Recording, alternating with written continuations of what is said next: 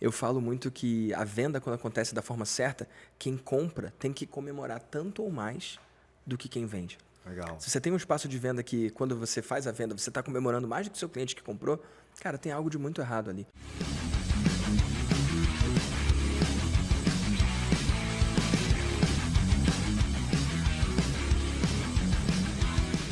Está no ar mais um Pode Acelerar, podcast dedicado aos empreendedores e empresários obstinados por resultados.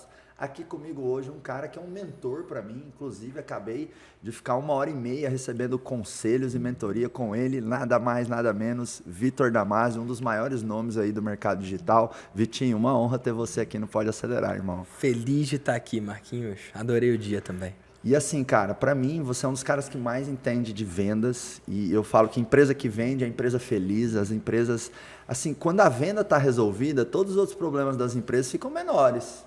Porque beleza, o problema incomoda, mas tu tem caixa pra lidar com o problema, né? Sim. Então é diferente. Então bora falar de venda, brother? Vamos falar, cara. Vamos falar de venda. Primeira pergunta, o que é venda pra você? Eu sei que você tem uma visão muito, muito bonita de vendas, que é uma visão que eu tenho também. E eu queria que você declarasse o que é venda para Vitor Damasio. Talvez seja uma visão um pouco romântica para a maioria das pessoas que vão ouvir ou que estão me vendo pela primeira vez, mas para muitas pessoas a venda é a meta. É o que eles comemoram, é o destino. Ah, vendi. Principalmente quem é vendedor. Vendi. Próximo. Não é isso? Para mim, venda é o começo de um novo relacionamento. Eu acho que quando você faz uma venda, você está criando um universo totalmente novo de possibilidades. O que não estava disponível passa a ser disponível a partir do momento que alguém disse sim para uma oferta. Então, eu sei que pode ser um pouco romântico demais, mas se você está ouvindo pela primeira vez esse conceito, eu te convido a olhar diferente. Porque tudo que você constrói com alguém para o longo prazo começou com um sim. Não só no âmbito profissional, mas no âmbito pessoal também. E se você olha a venda como o fim, é tão pequeno isso. Quando você olha a venda como começo, aí você entra em outros conceitos que a gente pode trazer aqui também. Lifetime value, que é o valor do cliente ao longo da jornada dele com você. Eu acho que isso é muito maior do que ficar lutando por uma venda, lutando por centavos. Explica aí o tal do LTV, que essa siglinha muitos empresários já ouviram, mas não entenderam, né? O que é o LTV para você? Mas entender isso ou não pode ser a diferença entre quebrar ou ter sucesso. A gente estava dividindo aqui no espaço de vulnerabilidade. Você perguntou do meu lançamento, eu falei que foi o pior de todos que eu fiz. Foi o primeiro lançamento que eu não fiz 7 dígitos, vendendo vida de mentor. E ao invés de eu estar preocupado, eu estou de boas. Por que eu estou de boas?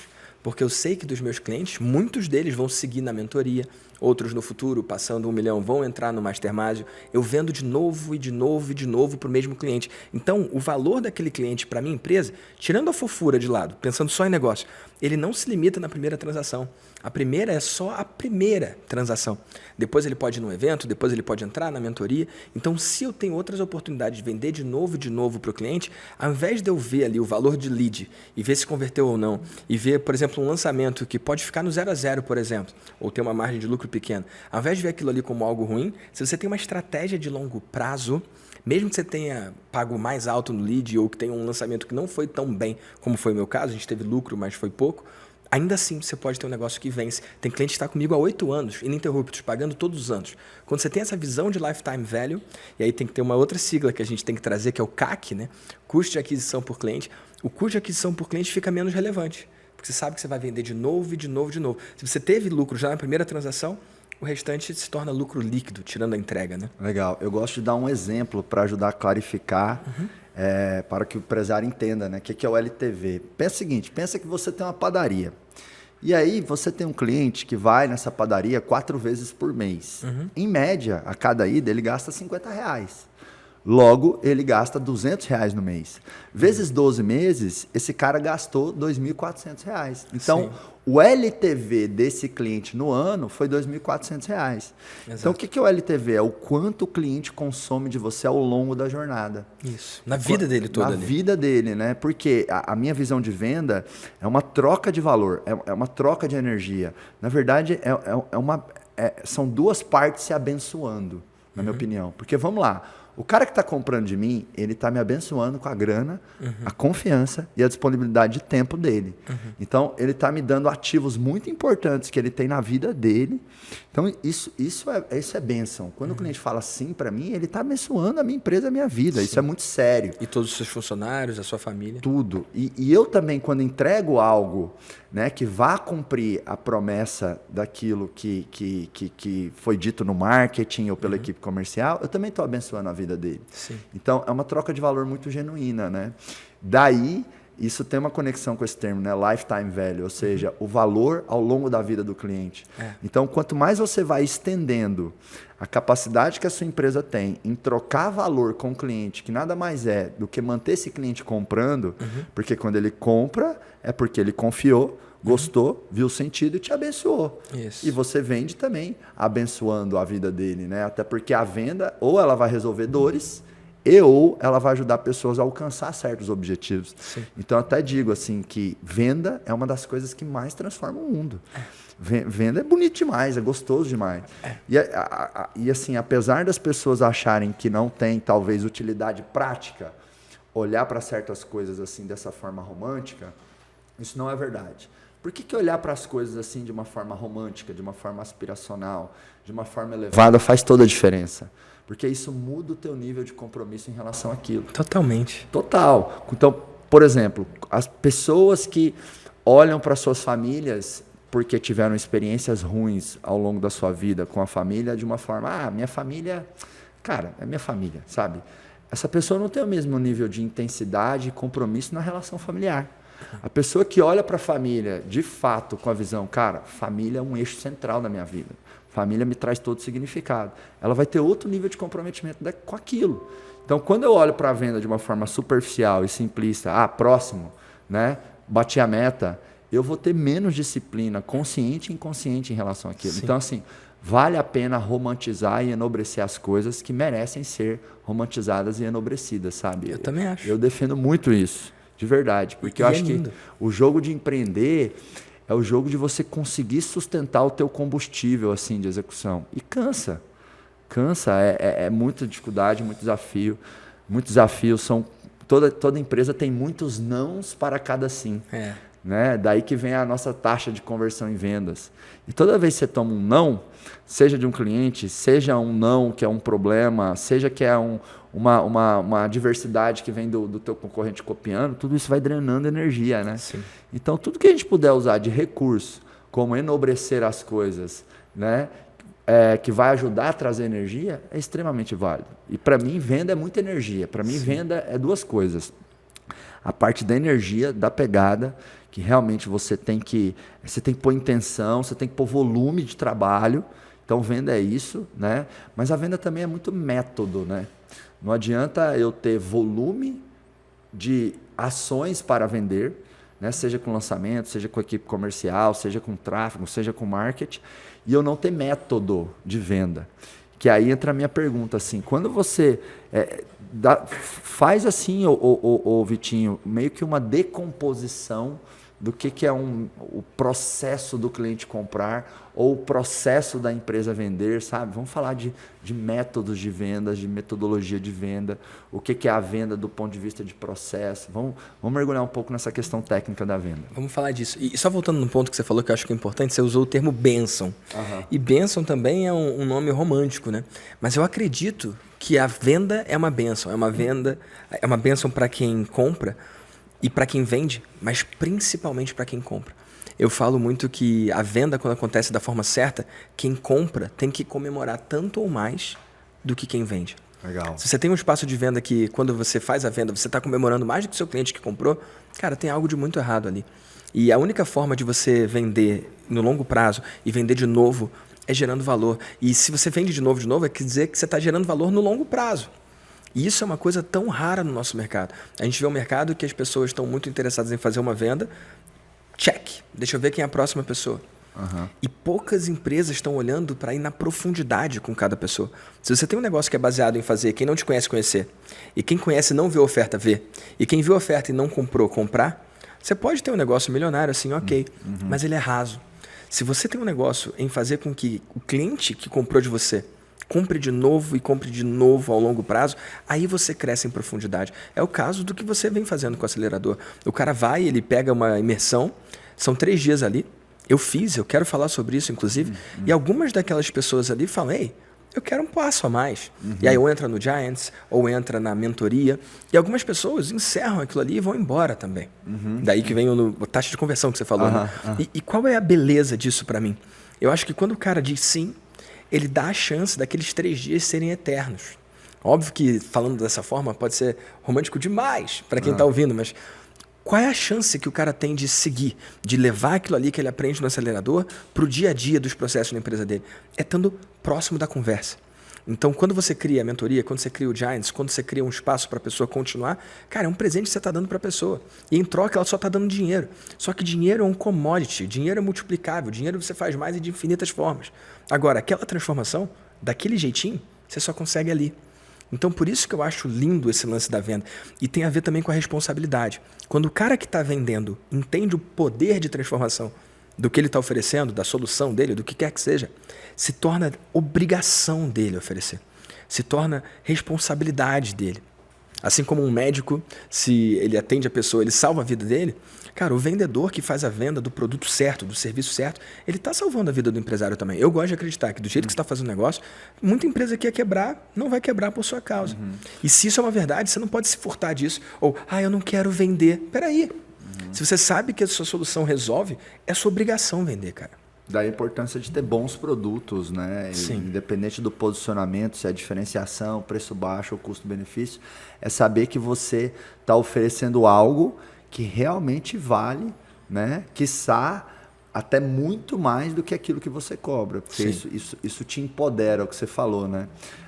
Eu já treinei centenas de vendedores, já tive 200 vendedores em uma empresa só, que eu era sócio, e a gente falava muito para os vendedores, cara, a primeira venda que você tem que fazer é a venda do nosso produto para você mesmo. Tem que acreditar, Você tem que comprar o nosso produto, você tem que entender que quando o cliente, que o que você vai oferecer vale muito mais do que o que a gente cobra, porque as pessoas vão perceber isso tanto do ponto de vista racional quanto do ponto de vista energético. Então, por isso que eu falo para os empresários, você tem que aprender também a vender a sua empresa para os funcionários, para eles comprarem, aprender a vender a sua empresa para você mesmo.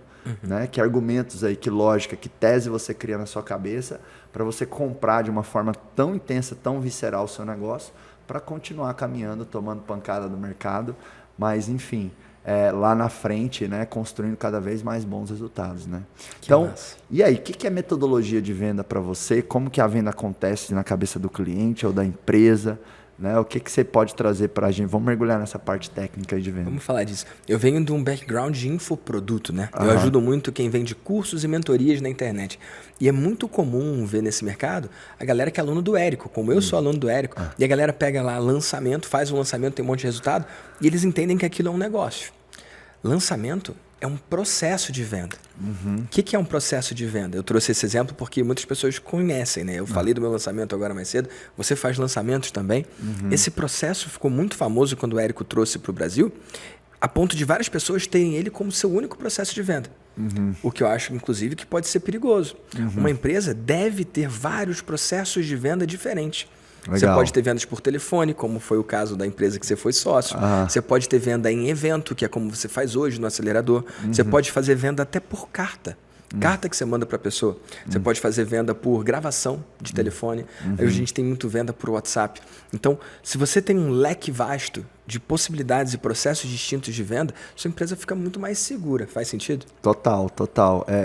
Você tem ali uma complementariedade de formas de abordar o teu cliente-alvo e transformar ele, né, de lead para cliente. Né? E às vezes uma forma de vender, ela vai capturar mercado, vai capturar um certo tipo de cliente, e outra forma de vender também pode trazer outros tipos de cliente. Então, você acabou de dar um exemplo muito maravilhoso. A maioria das empresas do digital não faz muitos testes. As pessoas sabem que teste é importante, mas não fazem. E tem uma parcela que faz teste, mas interpreta errado também. Então, vou dar um exemplo. Tem uma empresa grande do mercado que faz vendas com vídeo de vendas. E aí ela pega aquela mesma oferta e transcreve. Aquele script que o cara falou no vídeo, ele coloca em texto ali. Mais ou menos parecido, né? Quase igual. E aí, vamos supor, uma pessoa testa aquelas páginas e vê que a página com vídeo tem 4% de conversão. E a página em texto tem 2% de conversão. A maioria não testa, mas quem testa e vê lá 4% em vídeo, 2% em texto, qual é a conclusão lógica das pessoas? A página com vídeo vende mais. E aí muitas vezes elas matam a página com texto e mantêm a com vídeo. Mas o meu convite é para olhar de uma forma diferente. A página de vídeo converteu 4%, a página em texto converteu 2%. Você usando o vídeo e o texto, você consegue mais vendas do que escolhendo um ou outro. Porque tem um perfil de cliente que não tem saco de ver vídeo. Tem um perfil de cliente que vai preferir apertar o botão e falar, eu quero ler. E tem outro perfil que não vai ler um texto longo de jeito nenhum, ele vai preferir ver o vídeo. Você escolher o vídeo, porque converte 4, e matar o texto, que converte 2, você está escolhendo provavelmente não vender para algumas pessoas que só comprariam em texto. Então eu quero que as pessoas entendam que não é uma coisa ou outra, é uma coisa e a outra. Tomar a decisão por um ou outro normalmente é pequeno. Sempre que um mentorado meu pergunta, Vitor, eu faço isso ou aquilo, eu pergunto, você não pode fazer isso e aquilo? E assim você consegue a conversão do vídeo, a conversão do texto, mais a conversão do telefone. Porque eu acredito que esse mundo é multicanal. As maiores empresas que a gente conhece de todas as áreas, não só da área do infoproduto, elas usam múltiplos canais para alcançar o cliente. Falar com o cliente na língua dele, onde ele está, na hora que ele está. Faz sentido? Total.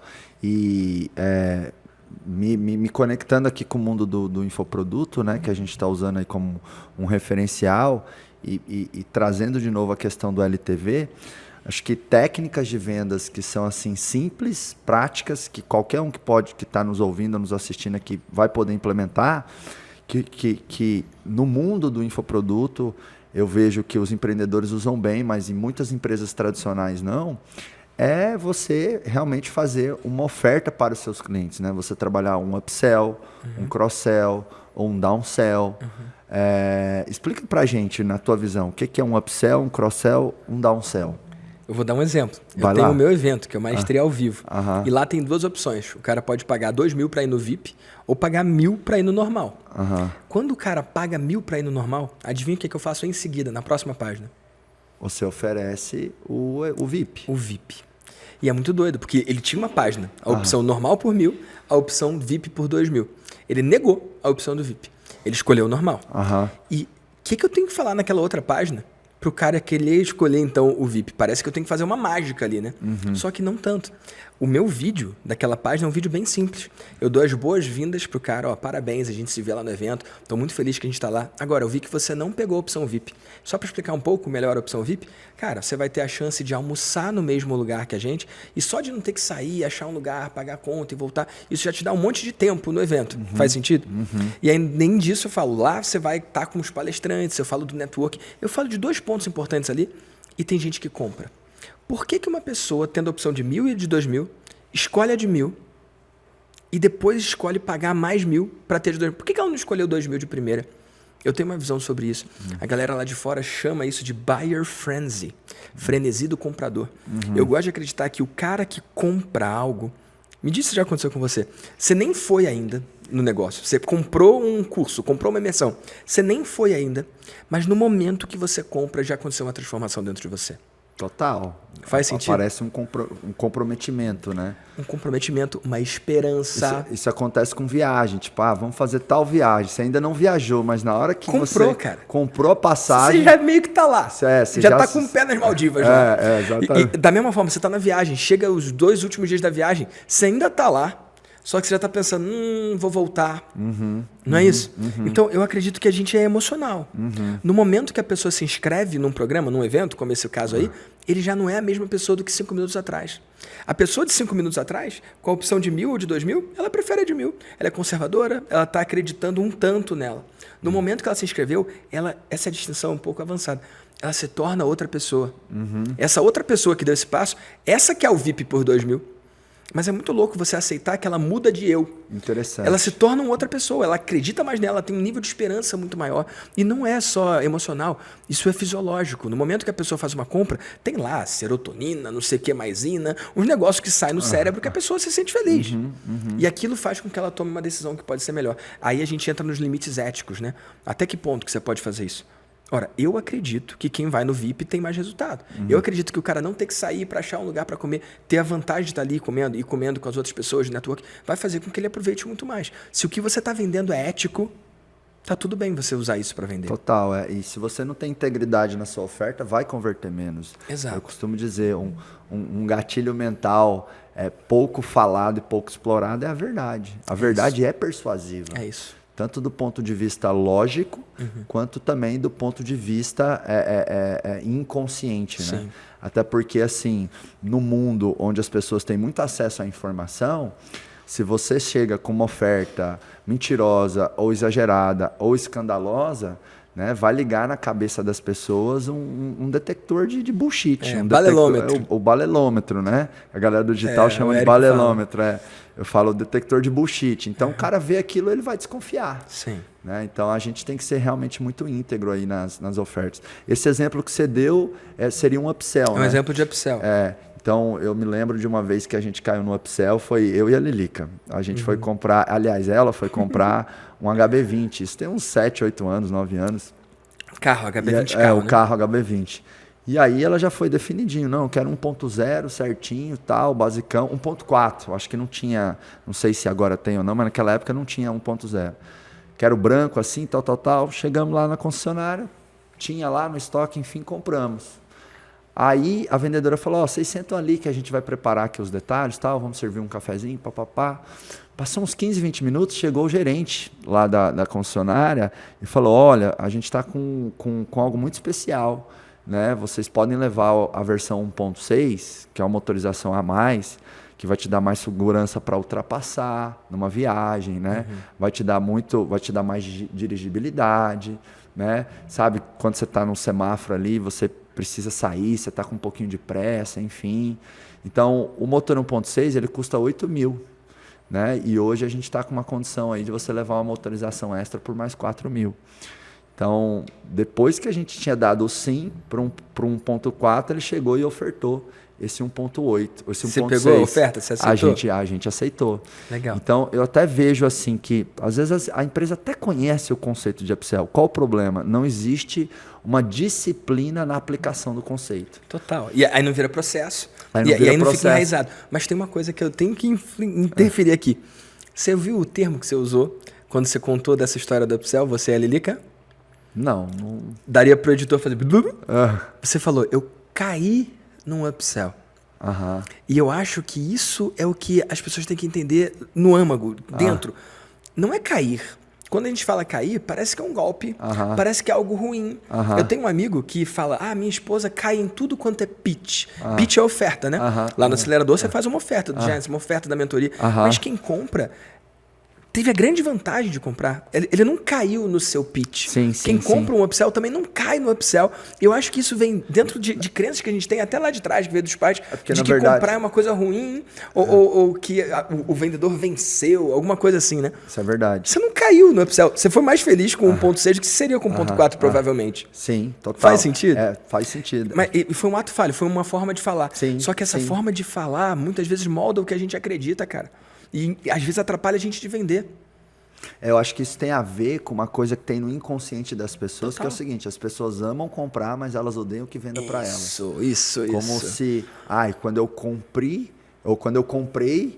eu fui persuadido, eu perdi. E não é, né? E não os dois lados ganham. A venda feita de forma correta, os dois lados ganham. Total, e quem compra fica mais feliz do que quem vende. Para você, cara, a diferença de um carro 1.4 para 1.6, de verdade pode ser a diferença na ultrapassagem. De verdade pode ser a diferença no conforto. Para o cara que está vendendo, foi de verdade 4 mil a mais. Eu garanto que esses 4 mil reais fazem mais diferença.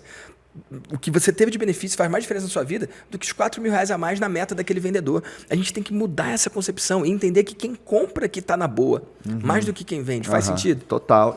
E nós aproveitamos uma oportunidade, porque a gente realmente achou barato a mudança na motorização por esse valor. Era em torno de 10% ali do valor do carro. Né? Mas o que eu quero trazer aqui para quem está nos ouvindo, assistindo agora, é o quanto a sua empresa tem feito de upsell. Então, pensa na jornada do seu cliente, pensa em quando você vai oferecer, em como você vai oferecer e o que você vai oferecer. Mas na minha experiência, na esmagadora maioria das empresas, tem um espaço para melhorar significativamente essa estratégia de upsell. E por que esse nome upsell? Né? É uma venda acima, é um produto acima. Né? E aí também tem o cross-sell. Vou dar um exemplo de cross-sell, depois você dá um exemplo de downsell. Tá bom. Porque eu acho que essa triangulação de upsell, cross-sell e downsell é muito bem explorada pelo mercado de infoproduto, quem vende na internet, e muito mal explorada pelos negócios tradicionais, né? Então, enquanto o upsell é você vender uma motorização acima, é você vender o mesmo produto, mas ele de uma forma superior, né? Então, fui comprar um notebook numa loja, e aí eu queria um notebook com, sei lá, 200 GB de HD, mas acabei levando 500 GB de HD. Então, é uma versão superior, é o upsell. Né? Quando eu vou no McDonald's e falo, não, eu não quero a batata normal, eu quero ela grande, é o upsell da batata. Agora, quando o atendente oferece um milkshake, aí é o cross-sell. Então, o cross-sell é a venda complementar, né? O upsell é a venda acima.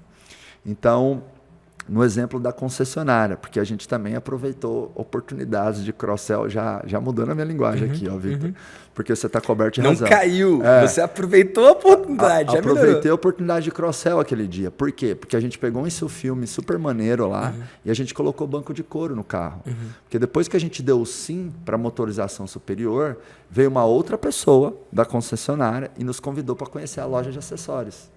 Né? E nessa hora até olhei para a Aline e falei, não dá para a gente gastar mais. Vamos. Nessa época ela era vendedora, ela era gerente de quiosques que vendiam relógios em 2 lojas lá em Goiânia. Né? Como eu falei, isso tem uns 8, 9 anos. Ela tinha juntado quase toda a grana do carro e eu ia ajudar só um pouquinho. Né? Mas ali a motorização, a mais, o Marcos já tinha comido parte mais. da margem. Né? Vamos lá e tal, enfim, vamos lá, mas nós não vamos comprar nada. Mas acabamos olhando e percebemos que tinha oportunidades ali e que valeria, sabe, rechear o sonho dela. Sabe, valeria. Então, de novo, né, traz essa questão da gente olhar para o processo comercial como uma coisa bonita, íntegra. Total. Então, não é que a concessionária, sabe, tá me persuadindo, né? Ela tá ajudando a rechear o meu sonho. E se fizer sentido, eu falo que sim, eu falo que não, né? Isso. Num processo... Mas quem tem que dizer se faz sentido ou não é quem está comprando. Exato. O papel da concessionária ou o papel de quem está vendendo é oferecer. Isso. E o que eu vejo é que um monte de gente, mesmo quem trabalha com vendas, tem tantas crenças negativas, cara. E eu não estou falando que eu estou imune a isso, não, nem você. Tanto que saiu aí na comunicação, né? Sim. Isso está tão enraizado na gente que às vezes o próprio cara que é vendedor, ele fica com o pé atrás. Eu não quero incomodar. Isso. Eu não quero atrapalhar. Eu não quero ser insistente. Mas se ele entende que o que ele está vendendo é a solução que o cliente precisa, cara, não oferecer um desserviço, cara. Boa. Então, como eu estava falando, né? O upsell é a batatinha grande. Quer a batatinha grande e refrigerante grande por mais R$2, isso é o upsell. Quer o sundae por mais R$7, isso é o cross-sell. Outro exemplo de cross-sell muito bom é a Amazon, né? O cara vai comprar um livro sobre relacionamento. E aí aparece ali embaixo, quem comprou esse livro também comprou esse. É um cross-sell, mostrando outros livros semelhantes, né? Total. Só para a galera conseguir ilustrar melhor. Então, toda empresa deveria ter, né, abre aspas, um algoritmo da Amazon, fecha aspas. Isso. Então, só que às vezes a empresa cai na seguinte limitação.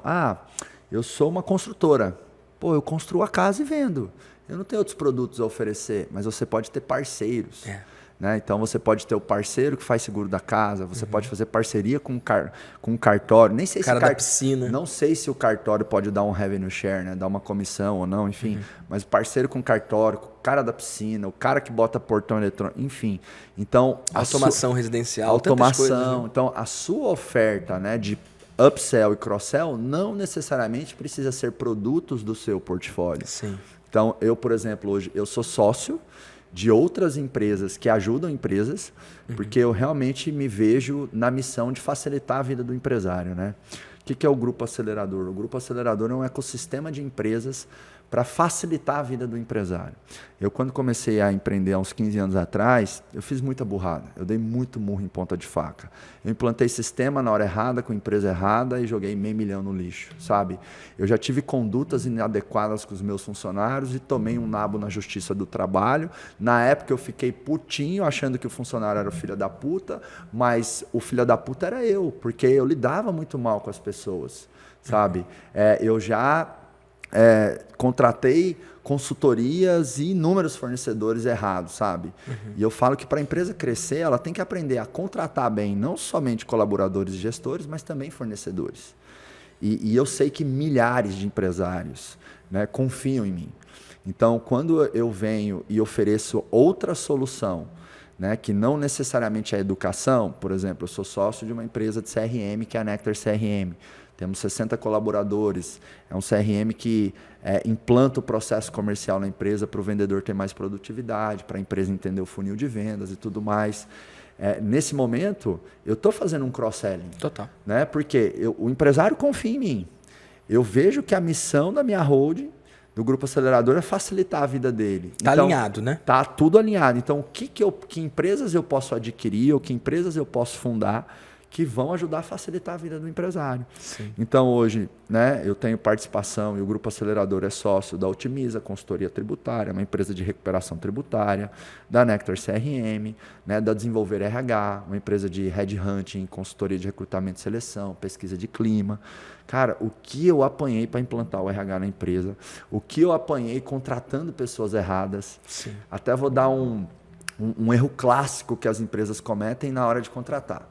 Então a empresa está lá, é uma indústria com 50 colaboradores. Aí o cara pensa, nossa, vou trazer o gerente da planta da fábrica da Unilever. O cara sênior, né? Porque naquela fábrica o cara toca 1000 funcionários, entendeu? No chão de fábrica. Aqui na minha indústria com 50, o cara vai voar, moleza. E não é. Muitas empresas querem trazer lá, né, pessoas ultra seniors de multinacionais. E esse cara não consegue performar nesse ambiente. É como se você desse um Fusca para o Lewis Hamilton. Cara, é capaz de uma disputinha aqui no meu condomínio, aqui, ó, Fusca com Fusca, eu ganhar do Lewis Hamilton. Ele não sabe dirigir um Fusca, ele sabe dirigir uma Ferrari. Então, muitas vezes, o que você precisa é de um bom piloto de Fusca, você vai lá e contrata um bom piloto de Ferrari. Não faz sentido. E é diferente, o cara que otimiza não é o cara que constrói, né? Tem isso também, que é um ponto que eu trago, né? É que é assim, então, às vezes a empresa ela quer o sênior, mas ela acha que o sênior é o cara com 10, 20, 30 anos de experiência. Ou que o sênior é o cara que trabalhou numa empresa 10, 20, 30 vezes maior. E, na verdade, o sênior é a pessoa que tem experiência na sua necessidade. E, de preferência, uma experiência 1, 2, 3 níveis acima daquilo que você precisa no máximo. Sim. Então, exemplo, eu estou sem área comercial, quero implantar uma área comercial.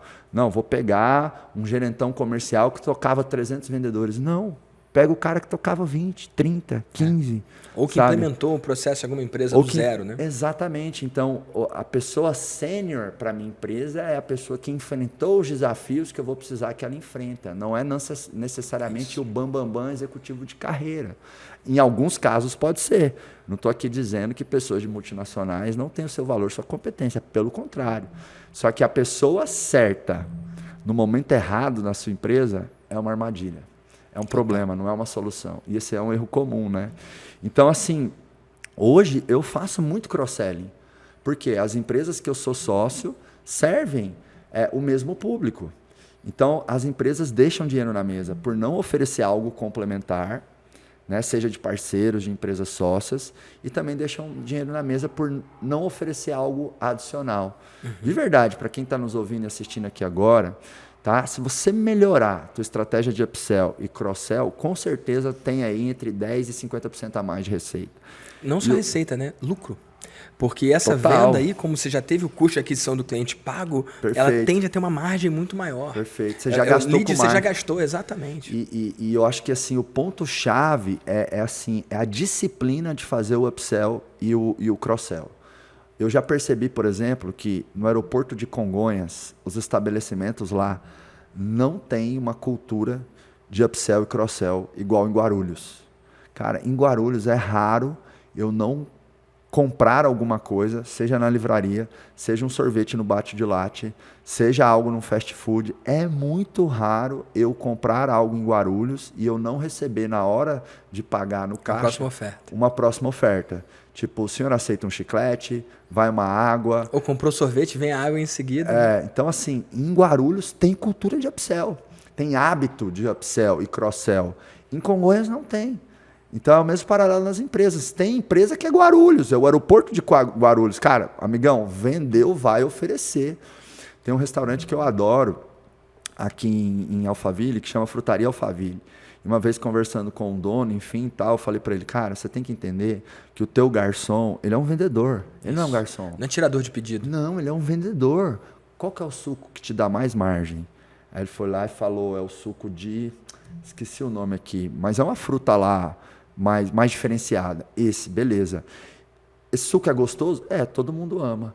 Então, na hora que o teu vendedor for falar das bebidas, ao invés de falar somente assim, qual bebida, ele vai falar, olha, qual bebida você vai desejar? E eu quero aqui recomendar o suco especial da casa, assim, tal, papapá. Então, você... Só de oferecer aumenta a chance da pessoa aceitar, né? Total. Então, tem muita empresa que só tira o pedido da venda, que é o garçom, ao invés de ser realmente um vendedor, que faz ali a oferta do upsell, do Sim. cross-sell. Mas, Vitinho, vamos lá. E o downsell? Dá um exemplo aí de como você usa o downsell. Tá bom. Ou talvez ou um exemplo também do mundo onde as pessoas consigam também tangibilizar bastante, como eu falei, do aeroporto. Sem ser do meu universo. Não, mas do teu universo é legal Então também. vou falar do meu universo que fica fácil. Show, vai mas lá. até como um exercício para a galera que vem do mundo físico conseguir adaptar para sua realidade, né? Eu ajudo a galera que vem de mentoria. Então entram aí coaches, pessoas que são mentoras, ou qualquer pessoa que vem de qualquer tipo de curso online, vem de informação na forma de produto digital. E muitas dessas pessoas fazem atendimento 1 a 1. Eu falo para eles que a forma mais fácil de você conseguir criar um grupo de mentoria é você fazer da seguinte forma: você faz a sua apresentação, alguns vão dizer sim, outros vão dizer não. Para quem disser não, você vira e fala, olha, você quer passar por esse mesmo processo, só que em grupo, e custa metade do valor. Então eu estou oferecendo a mesma transformação, o mesmo processo, só que ao invés de ser individual, é em grupo. E por ser em grupo ele é mais escalável, então ele custa menos. Então custa metade do preço. Downsell, por definição, é você oferecer alguma coisa para alguém que te disse não. A pessoa disse não para oferta individual, mas tem chance de ela dizer sim para oferta em grupo. Legal. E aí depois você oferece para a segunda pessoa, terceira pessoa, e é assim que alguém pode criar uma prática escalada. Isso funciona para consultores, isso funciona para qualquer pessoa que faz alguma prestação de serviço que pode ser escalada em grupo, né? Para professores, também treinadores, como é o seu caso. Você pode fazer o processo do acelerador individual, só que vai custar muito mais caro. Se a pessoa disser não, você oferece o em grupo. Eu chamo o downsell de recuperador de venda. Porque às vezes você tem uma gráfica, aí você mandou um orçamento para a empresa lá, e o orçamento talvez é R$8.000, com certos itens, tal. Aí a empresa fala não, agora não. E aí você pergunta, por que? Ah, não, a gente não quer desembolsar esse caixa tal agora. E aí o vendedor dessa gráfica poderia, por exemplo, recomendar, olha, vamos fazer o seguinte, eu tenho uma outra opção de papel aqui, eu tenho uma outra opção de material, que você já vai atender a sua demanda e eu vou conseguir reduzir esse valor. Vou te mandar uma proposta ainda hoje, tá? Então, você vai atender a sua demanda de uma forma parecida, mas você vai, ao invés de investir 8 mil, eu acho que eu vou conseguir ficar ali na casa de uns 6 mil, né? Então, o downsell para mim é isso, você oferecer alguma coisa para o cliente, ele está com aquele valor referencial na cabeça. Pô, é 8 mil para eu fazer essa demanda de gráfica aqui para o marketing da minha empresa. Aí, quando você chega e oferece algo de 6, você cria uma percepção de valor muito alta, que é o que você falou. Pô, eu poderia ter a mentoria individual, sei lá, por 30 mil, mas, nossa, tem uma em grupo aqui por 15. Né? Então, eu tenho uma certa entrega de valor parecida, mas com um preço menor. Então, eu derrubo um pouco a percepção de objeção ao preço. Sim. E isso encaixa em praticamente toda empresa. Isso não é só do universo digital, né? Dei aqui o exemplo da gráfica, mas toda empresa que faz um orçamento, uma proposta comercial, consegue fazer isso. Sim, e tem uma palavrinha que destrava, porque quando eu faço uma gravação de podcast, ou lá no meu VDcast, que inclusive eu quero convidar você para participar. Opa, tá aceito. Ou aqui, tá aceito? Opa! Então tamo junto. Ou aqui com você, eu tô aqui conversando com você, mas eu tô sempre pensando em quem tá ali, né? E aí eu fico pensando, cara, alguém tá ouvindo esse troço aqui falando, pô, entendi upsell, entendi cross-sell, entendi downsell, mas isso aí é muito bom na empresa do Vitor, muito bom na empresa do Marcos, como é que eu vou trazer na minha? Mesmo eu tendo, sei lá, trazendo um exemplo do meu mundo, você trouxe do seu, mas qual é a palavra, ou no caso duas palavras, que vai destravar você aí para conseguir implementar esse troço na sua empresa? Passo menor. Pega essa, passo menor. Eu quero que você fique com isso em mente. Você fez uma proposta, o seu cliente não comprou, ele falou, cara, isso aqui não dá.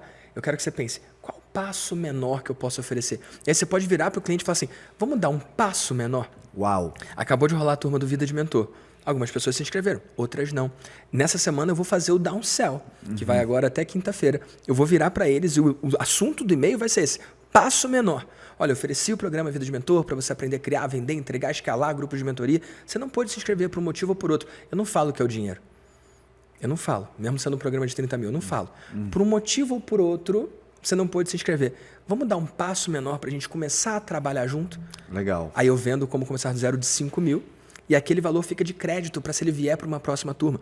Quando eu faço um lançamento, um monte de gente compra, um monte de gente não compra. Dessa galera que não compra, um monte de gente fala, Vitor, dessa vez eu não vou, mas na próxima eu vou estar lá, na próxima eu vou estar lá. E eu ouço o que as pessoas falam, mas eu aprendi a ouvir o que elas fazem, ou ouvir o que elas fazem com a carteira delas. Então eu falo, você está falando que na próxima vai estar aqui? Mas eu ouço isso sempre. Você quer aumentar a chance de estar na próxima de verdade? Vou te oferecer um passo menor. Custa só 5 mil. Você já começa a trabalhar comigo e já começa a ver os resultados. E aí, se você quiser, na próxima turma, você só paga a diferença e vem. Topa? E uma parcela das pessoas topam. Então, passo menor é a parada. Genial. Criei aqui na minha cabeça um conceito do que é downsell, que deveria ir até para o Wikipedia by Marcos Marques and Vitor Damasio, que é o seguinte.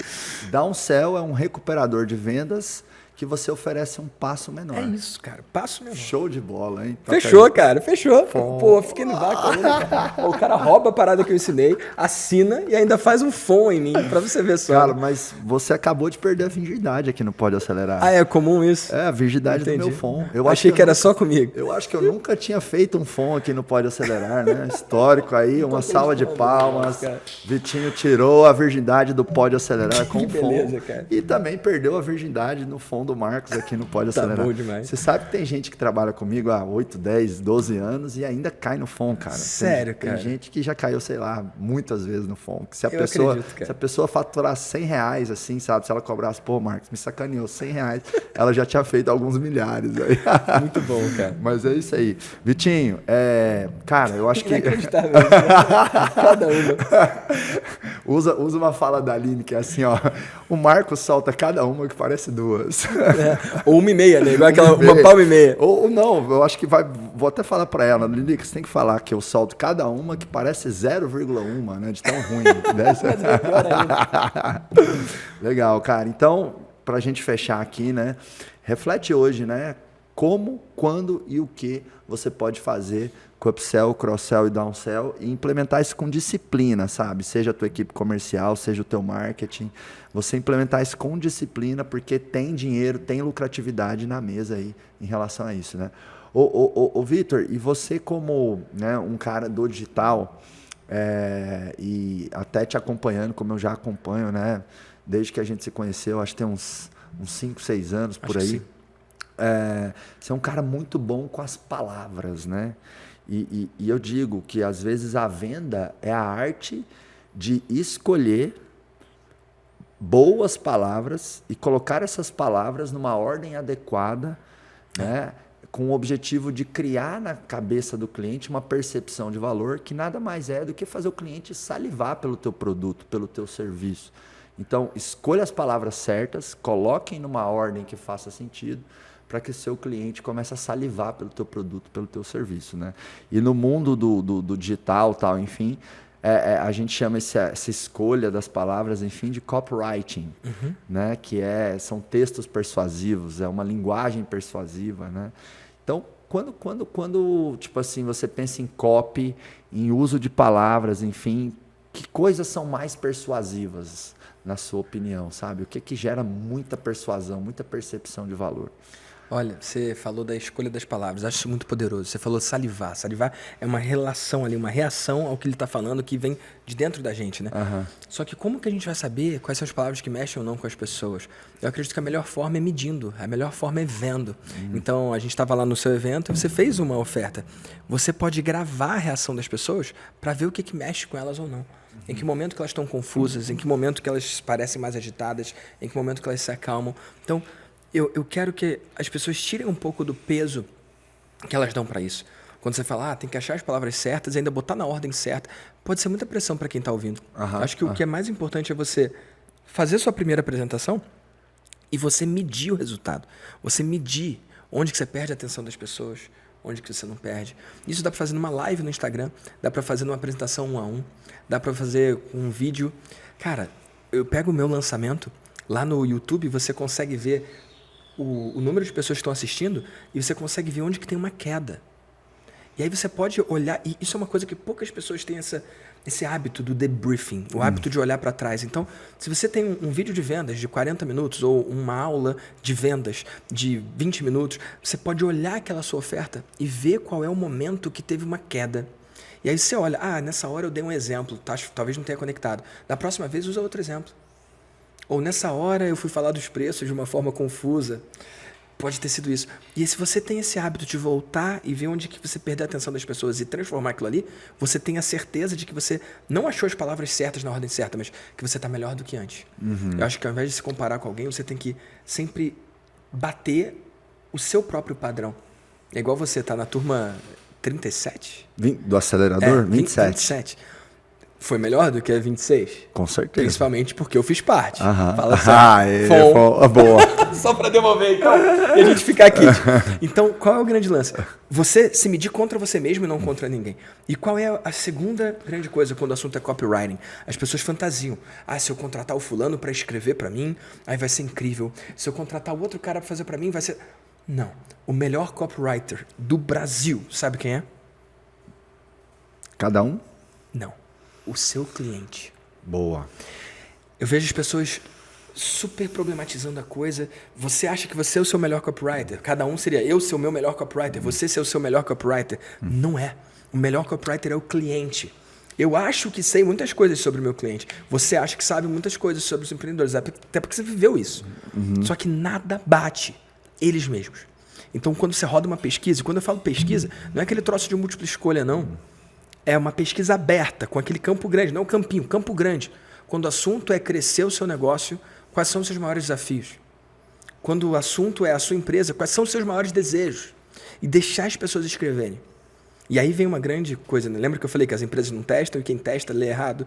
Mesma coisa pesquisa. As empresas não pesquisam e quem pesquisa, pesquisa errado. Porque quando faz uma pesquisa, vai olhar para o quê? Para a maioria. E não é a maioria que compra. Na minha opinião, e eu não inventei isso, né? Tem um cara chamado Ryan Lavec, que escreveu um livro chamado Ask, A-S-K, pergunte, né? Perguntar. Nesse livro ele fala para você priorizar as respostas mais longas. Imagina isso. Você pesquisa com o seu Instagram agora, tá? Quantos seguidores lá? 450 mil aproximadamente. Você pesquisa para ele. Qual é a sua dúvida no empresarial? Aí um monte de gente talvez fale, contratar, uma palavra só. Só que uma outra pessoa fala, cara, minha dúvida é no treinamento da minha equipe, porque eu até contrato, mas as pessoas ficam 3, 4 meses e vão embora. Eu contratei já, inclusive, uma consultoria, e mesmo a consultoria não conseguiu me entregar quem eu preciso. Então, a minha dor é o treinamento e fazer um onboarding para que o cliente fique. Qual dos dois tem mais chance de comprar o acelerador? O segundo. O segundo. Então, quanto mais a pessoa escreve, mais dor ela tem, e quanto mais dor ela tem, mais chance ela tem de comprar. Então, o que eu sugiro? Que pegue as respostas, coloque em ordem, da maior para menor. Vitor, como é que eu faço isso? Não quero entrar em coisa técnica aqui não, mas você pode pegar um Google Sheets ou o Excel e criar uma coluna extra que conta o número de caracteres e botar em ordem alfabética, que não é alfabética, ordem de maior resposta para menor. E aí você só olha os 20% que mais escreveram e ignora os 80%. Vitor, como assim ignorar o 80%? Quantos por cento dos seus 400 mil seguidores compraram, cara? É a minoria que compra. E eu alucino que a minoria que compra é a minoria que mais escreve num perfil como esse, numa pesquisa como essa. E aí, quando você olha o que eles falam, não é para você tentar trazer para o seu mundo ou nas suas palavras. Se eles falam, a minha dor no treinamento, você na sua cópia você vai escrever, quer acabar com a sua dor no treinamento? Você usa a linguagem dele. Porque aí, quando ele lê, ele vai entender que você está falando com ele. Então, as pessoas ficam... Primeiro, a maioria nem sabe o que é copywriting. Aí depois, quando sabem, acham que vai ler um livro e vai mudar a vida. Não vai. Ou fazer um curso e mudar a vida. Não vai. Ou que vai contratar o fulaninho que vai resolver. Também não vai. O que vai é esse eterno interesse, essa eterna curiosidade sobre a linguagem que o cliente usa. E não tentar complicar. Fala na língua dele que ele vai comprar de você. E no processo comercial, na venda 1 a 1, quando o vendedor está ali interagindo com o cliente... eu sempre treinei meus times de vendas e hoje as empresas que estão no Giants eu também treino todos os vendedores, né? Teve uma edição do Acelerador de Vendedores que é um treinamento online ao vivo, que a última edição tinha uns 1.500 vendedores das empresas do Giants E eu falo assim para o cara que está ali no campo de batalha na venda 1 a 1, né? Sabe aquele cliente que às vezes você cai na armadilha de achar que ele é chato porque ele pergunta demais? Sabe? Ele manda muita pergunta, ele quer saber cada detalhe. Esse cara é o cara fervendo. É um presente, né? Quanto mais dúvidas ele tem, mais quente ele é. Porque a objeção, ela é uma faca de dois gumes. A objeção, ela é, né, um motivo pelo qual o cliente coloca na cabeça para não comprar, mas ela também é o quê? Um sinal de interesse de compra. Então, quanto mais o teu cliente pergunta, geralmente ele está mais interessado. Que é o que você falou, né? Quanto mais palavras aparecem, seja no 1 a 1, seja na pesquisa, maior a temperatura de potencial compra ali. E também, assim, um outro paralelo que eu consigo encontrar aí no que você trouxe agora, pensando assim em processo comercial, é o seguinte, na hora que você está no 1 a 1 ali, né? Vendendo, você precisa de fato estar presente para entender o que você faz que funciona e o que você faz que não funciona. Total. E isso só acontece quando você pesquisa. Né? E as empresas têm baixa rotina de pesquisa, seja com um papelzinho, seja o vendedor perguntando. Uma coisa que as empresas não mapeiam é os motivos de perda de venda. Cara, isso é genial. Eu falei do lançamento que eu acabei de sair. Uh-huh. Eu rodei um e-mail chamado Você Me Odeia? Uh-huh. E é um e-mail até engraçado, que eu aprendi com o Ryan Levesque também. E o e-mail é assim, você me odeia? Literalmente, o assunto é esse. Eu falo, cara, eu sei que você não me odeia, mas eu fiz a melhor oferta da minha vida para você. E, cara, por algum motivo você não se inscreveu. Quais foram os 3 motivos que deixaram você de fora dessa turma? E por que eu pergunto 3 motivos? Esse foi o meu tempero na coisa. Uh-huh. Porque o primeiro ele vai falar que foi tempo. Uh-huh. O segundo ele vai falar que foi dinheiro.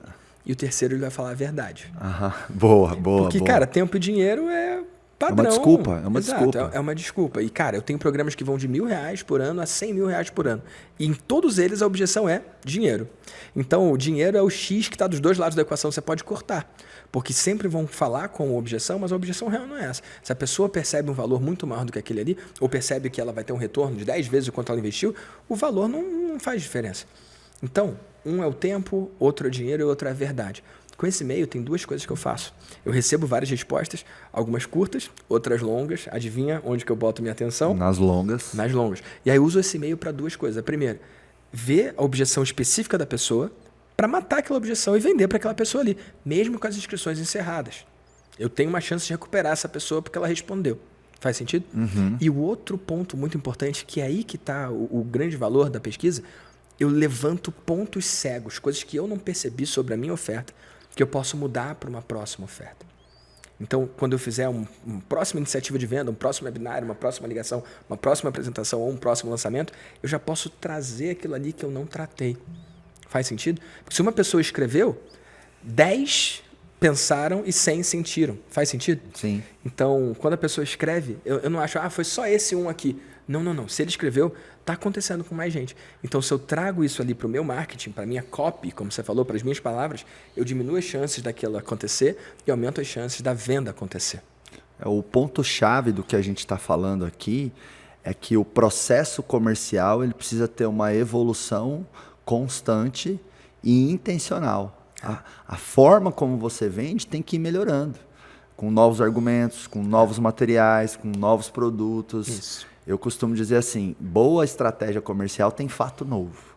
Fato novo para tudo, campanha com a equipe comercial, melhora um argumento, cria um vídeo, cria uma estratégia, cria um vídeo. E aí você vai apertando o parafuso ali no teu processo comercial para que esse processo comercial ele vá ganhando eficiência. E tem muita empresa que não faz isso com a devida energia. Ou seja, não coloca aquela carga intencional realmente relevante de sempre estar melhorando o como vende. Porque toda empresa tem que desenvolver uma coisa que eu chamo do jeito de vender da sua empresa. Esse jeito de vender é a somatória de detalhes e ações que você faz para gerar interesse num cliente aí no mercado, o famoso AIDA, né? Atenção, interesse, desejo e ação.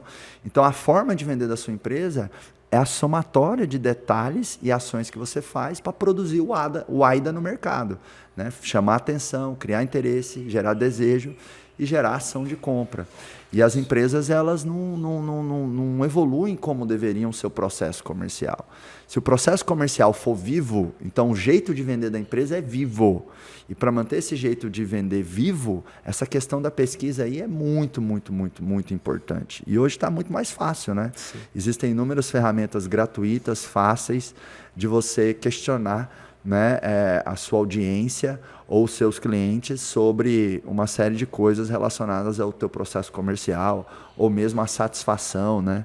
Um mantra que eu tenho, para mim é assim, né? Tão importante quanto executar as coisas é analisar as coisas que foram executadas. Total. Né? É o A do PDCA que a gente trabalha lá na imersão do acelerador empresarial. Então, as empresas, para performarem, elas têm que ter 4 chips, que é planejamento, execução, controle e aprendizado, que é o PDCA. É a forma como eu traduzo o clássico PDCA. E só que as empresas caem na cilada de achar que o chip de execução ele tem que estar ligado 99,9% do tempo. Não tem.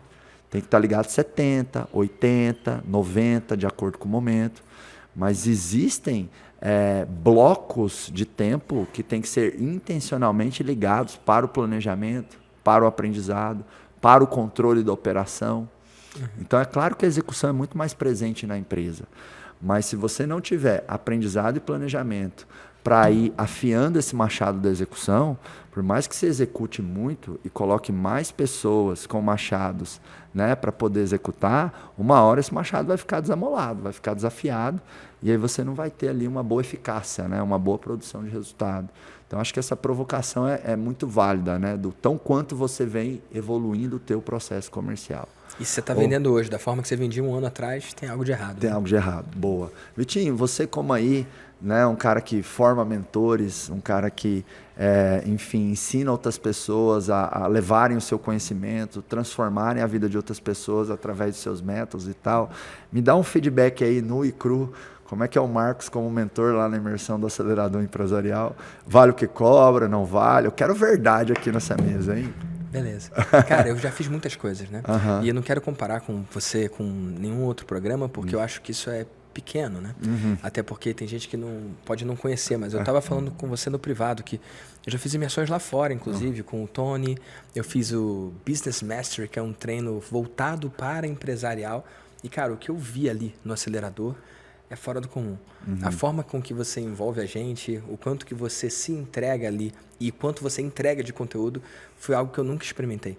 Então, bateu o Tony, na minha opinião, mas eu acho que você não devia se comparar com ele, porque eu acho que você é pequeno perto de onde você pode chegar. Uau, tô até arrepiado aqui, sensacional. Obrigado pelo carinho e deu para sentir verdade aqui em você. É verdade, eu recomendo. E aí até, cara, com base nisso que você falou, até pegar um gancho de algo que a gente trouxe lá no começo da nossa conversa, e realmente eu tenho grandes feedbacks na imersão do acelerador empresarial, né?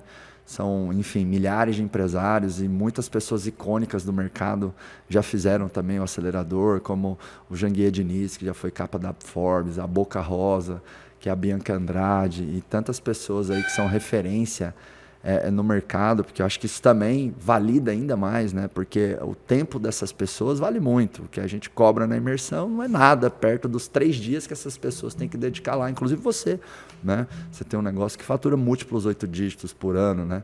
São muitos milhões de lucro. Então, cara, o que você pagou para estar ali nos 3 dias, né? O que pessoas pagam para estar ali nos 3 dias, quando elas têm muito sucesso, não é nada. Não é sobre o valor da inscrição, é sobre o tempo que eu vou alocar lá. Comprometimento. Né? Exatamente, o quanto isso vale. Então, hoje eu participo de grupos, né? Inclusive, você é um mentor para mim. Então, quando eu vou lá e estou disposto a pagar o Vitor por uma mentoria, o dinheiro que eu pago para o Vitor não é nada, o ponto é o tempo. Exato. Então, cara, é uma evidência muito grande de qualidade e credibilidade quando a empresa tem, né, clientes que o tempo deles vale muito e eles dedicam um tempo para comprar daquela empresa. Né? Isso vale até mais que o dinheiro. E assim, a excelência, boa parte da excelência da entrega que eu e nós temos durante a imersão acelerada empresarial é que, de fato, a gente romantiza. Sabe, o acelerador para a gente não é um gerador de caixa, um gerador de receita, não é essa visão que a gente tem. A gente realmente acredita que a gente vai fazer o Brasil melhor, ajudando a vida de milhares de empresários. Então, cara, isso me dá uma força. Cara, teve uma turma da imersão, Vitinho, que eu não sei como eu consegui ministrar. Tinha uma UTI na minha sala, cara. Nos intervalos eu ia para UTI. Porque, cara, era soroterapia, laser, fisioterapeuta, corticoide. Cara, eu tava com um pus na garganta, cara. Sabe? Eu fui pro primeiro dia da imersão com um argumento e uma construção já na cabeça para encerrar ali. Falar, ó, galera, não dá, eu não tenho saúde para entregar. Mas algo maior e mais forte dentro de mim, sabe? Então, eu sinto a presença de Deus muito forte. Então, eu não faço o que faço por grana. É claro que eu ganho muita grana. Eu sempre falo, o seguinte, tenha propósito, mas não tira o olho do caixa. Isso. Não existe essa, não, eu vou fazer o mundo melhor sem produzir riqueza. Não tem como. A mais forte solidariedade, na minha opinião, é a prosperidade. Porque ninguém cresce sozinho. Se hoje você tem 10, amanhã você tem 50 funcionários, você está pondo alimento na mesa de muito mais pessoas, você está pagando mais imposto, então você está ajudando mais a educação, a saúde, a segurança pública, você está impactando mais a vida de mais clientes. Então, quanto mais rico você fica, mais pessoas você ajuda. É impossível enriquecer sem ajudar mais pessoas. Claro que existe ali 0,5% de casos de gente sem caráter, enfim, sem integridade, né? Mas, via de regra, enriquecer é sobre o processo de conseguir gerar mais valor na vida das pessoas, né? Então, para mim, prosperidade é solidariedade, cara. Olha que louco. Não tem como você crescer sozinho. É impossível. São dois lados da mesma moeda. Perfeito. Então, assim, grande parte da excelência do que a gente tem é porque, assim, a gente faz o que faz com amor, assim, violento, assim, tem competência, tem profissionalismo, tem método, mas tem tanto amor, sabe, no meu coração, no coração da Lilica, minha esposa que é diretora de operações e cuida de toda a experiência, todos os detalhes, sabe, porque a gente realmente acredita que a gente está fazendo o que faz, sabe, atendendo um chamado de algo maior e cumprindo uma missão nessa terra. Então, cara, isso dá uma força descomunal para, do ponto de vista lógico, conseguir fazer algo que era ilógico, tipo fazer os 3 dias de imersão, com febre, com pus na garganta, tal, enfim. E foi uma turma sensacional, cara. Então, assim, de verdade, faz o que você faz por algo muito maior que você. Eu acho que dá mais disciplina, dá mais gás, dá mais energia, dá mais entrega. E aí acaba acontecendo o que eu falo aqui, né? Ó, você vai ter propósitos e vai ter o caixa ali também com muita, muita, muita abundância. O Vitinho, é o seguinte, pergunta final aqui, uma pergunta bem provocativa. Você está preparado? Pode mandar ver. Certeza? Sempre. Qualquer coisa aqui? Então tá bom. Seguinte, na verdade eu só faço esse preâmbulo aqui para deixar o convidado um pouco mais tenso, deixar ele mais a saia justa. Mas a pergunta é assim, ó. Qual é a pergunta que o Marcos não te fez, que ele deveria ter te feito, para que você traga aqui uma resposta final, a fim de ajudar aí os empresários que nos acompanham, né? Então, vou recapitular, hein? Atenção. Nossa, pergunta coach essa. Qual a pergunta que eu não te fiz, que eu deveria ter te feito? Mas não fala a resposta, fala só a pergunta. Qual a pergunta que o Marcos não fez para Vitor Damasio e ele deveria ter feito? E aí depois eu não respondo? Não sei. Essa é delicada. Em partes. E aí, que pergunta que eu não te fiz que eu deveria ter te feito? Tô realmente pensando, cara. Essa é desafiadora. Pra onde eu tô indo, cara? Legal. Ô, Vitor, cara, tá tão iluminado esse podcast aqui que eu senti uma conexão com algo maior. Me veio a ideia de uma pergunta aqui, cara, pra gente fechar com chave de ouro. Sério. Essa, assim, veio de dentro, assim, sabe? Vitor Damasio, pra onde você tá indo? Cara, eu tô indo pra um mundo em que todo mundo percebeu que tem a sua própria voz. E falando hoje pode ser disruptivo, tem um monte de gente que tá ouvindo falando, não, eu não tenho nada para ensinar, eu não tenho algo para mentorar. E eu acho que nem que todo mundo tivesse educação nessa área, a gente ia ter mais mentores do que mentorados. E eu acredito que todo mundo tem uma voz, todo mundo tem uma transformação, todo mundo tem algo para trazer para o mundo. Eu acho que é a nossa obrigação pintar o mundo da cor que a gente acredita. Se a gente não tivesse você com o acelerador, o mundo ia ser pior. Se a gente não tivesse você que está em casa com essa sua ideia que ainda está no papel, ao invés de estar no mundo real, a gente tem um mundo pior. Então, quando cada um dos experts escolhe se levantar, escolhe falar, ei, eu vou fazer, ei, eu dou conta. Lá no acelerador você fala do seu medo de palestrar, né? De como que para você não foi natural e como foi desafiador no começo. E se você não tivesse vencido esse medo, né? Da mesma forma, vão ter milhares de pessoas ouvindo aqui e que estão deixando o medo vencer. Eu estou indo para um lugar em que as pessoas venceram esse medo. Eu estou escolhendo, eu estou construindo esse caminho, facilitando os processos para toda e qualquer pessoa vender o seu conteúdo, a sua informação, o que acredita na internet e ser muito bem pago por isso. Uau! E para mim, todos os empresários, né, que já têm a sua equipe, independente se é 1, 5, 10, 50 ou 100 pessoas, de alguma forma ele decidiu mentorar pessoas. Uhum. O líder ele tem que ser um mentor. Ele tem que transferir experiências que ele teve para que a outra pessoa desenvolva muito mais rápido do que ele as competências que ela desenvolveu. Uhum. Porque isso para mim é o mentor, né? O mentor ele acelera a curva de aprendizado das pessoas. E no dia a dia os empresários eles têm que fazer isso, né? Por exemplo, se eu sou o cara bom de venda da minha empresa e eu demorei 5 anos para ficar bom de venda, eu tenho que contratar um vendedor e esse vendedor tem que ficar bom em 3 meses.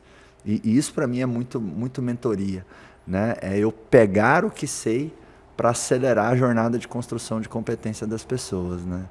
Então, você já que a gente está falando aqui com o maior formador de mentores aí do Brasil, né? Saiba que para ser líder de verdade, você tem que ser um grande mentor também.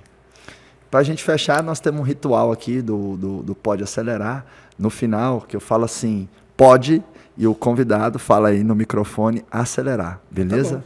Preparado? Tem fome ou não tem fome? Não tem fome. Dessa vez não tem pegadinha. Inclusive, eu vou contar. 3, 2, 1, vou falar pode, você fala acelerar. Show? 3, 2, 1, pode! Acelerar.